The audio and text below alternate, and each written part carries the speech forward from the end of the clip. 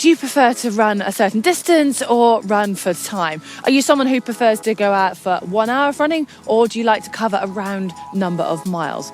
You've got the option. Do you run for time or distance? Well, both have benefits, and I'm going to be covering all the factors that you need to consider, as well as throwing in a few sessions to suit either style.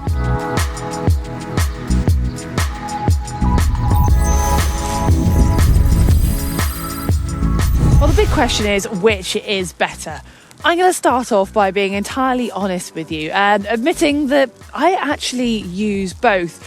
It depends what type of run it is, where I am, how I'm feeling, the list goes on. So as a result, I'm going to give you a very unbiased opinion on which to use and when. And you never know, changing something as simple as your long run going from distance to running to time could be a complete game changer when it comes to your enjoyment.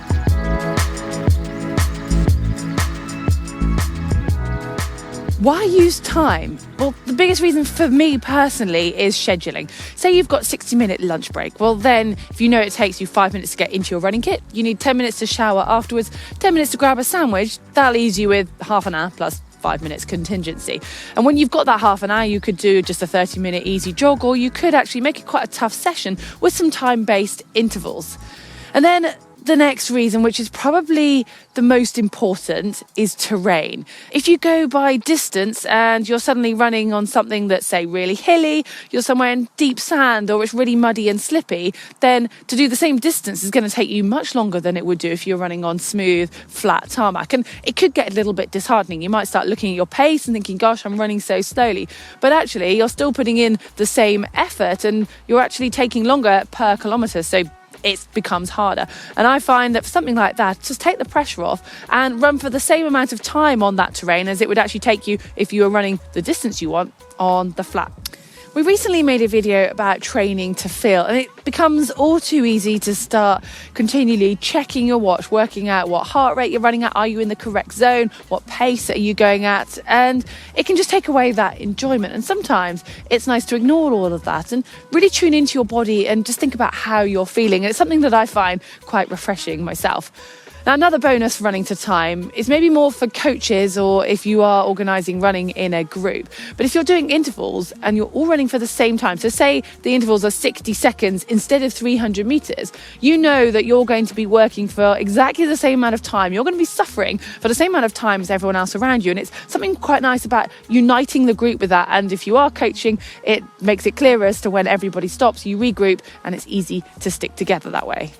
I'm not suggesting that you slack off, but doing a session or a tempo run to time just comes with a little bit less pressure.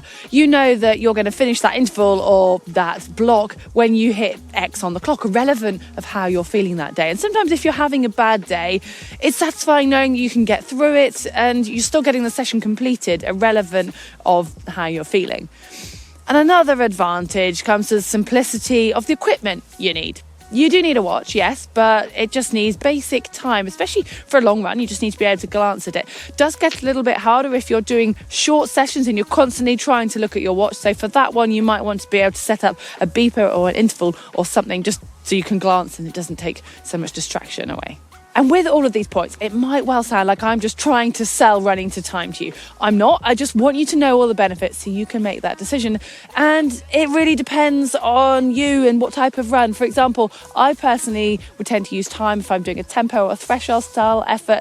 And definitely if I'm just doing my easy run. When it comes to my long run, well, that depends how I feel. I told you I like variety. But if I have sold running to time to you and you want to have a go at it and you're new to it, I've got a couple of session suggestions you might like.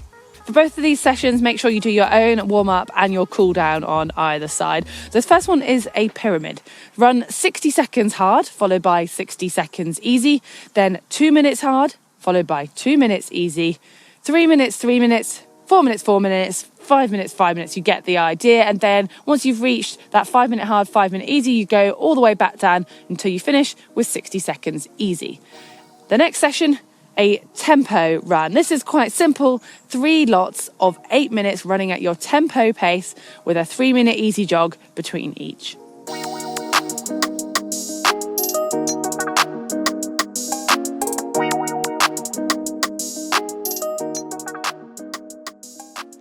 Hopefully I have not sold running to time so well that you've all tuned out and you're convinced that's best, because there's still plenty of benefits to running to distance as well, of which I want to cover now. And the first one is making it very race specific. If you have a race coming up, then you probably know the distance of that race, and as a result you can plan your training really meticulously to that. And if it's a shorter race, you could even do a time trial a few times so you know where you're at. Admittedly, as your race distance becomes longer, this becomes less of an advantage. Once you've measured a set distance, whether you're using a watch or you've marked out the start and finish line, then you can easily run reps over and back without needing to check your watch or keep glancing at it in the middle of a hard effort. And I must admit, when running at pace kilometres, for example, there's nothing worse than trying to roll up your sleeve and check how long you've got left to go. Maybe you have a running track near you, or a set loop somewhere, or a housing estate with a road around it that you know the distance of. Well, this is great for training in a group, because if it's a fairly short distance, you can all start and finish in the same point and it doesn't matter what pace you're running at. But it's also great for comparison, comparing rep to rep, so checking you're running at the same pace. But probably more interestingly is actually comparing it throughout the season to see if you've got any progress. And then we've got mileage. Runners talk about mileage, don't they? The weekly total is often banded about. And yeah, you can talk about how many hours you've run that week, but really people want to know the distance. And that is the best way, again, for tracking your progress and comparing your program to, say, a few weeks earlier. The downsides are the opposite to what we covered when we talked about the positives for running to time. It is dangerous that sometimes you can get really obsessed with your pace and you maybe don't listen to your body, and if you're not feeling quite so strong, it might be a sign that you need to back off slightly. But the most important time when you really need to sort of take into account your distance is if you're running off-road or on hills. There's no point in absolutely trying to kill yourself to hit a time if the terrain is different. So just remember that when you're planning any sessions. But if you do want some sessions of running to distance, we've got a great couple for you here.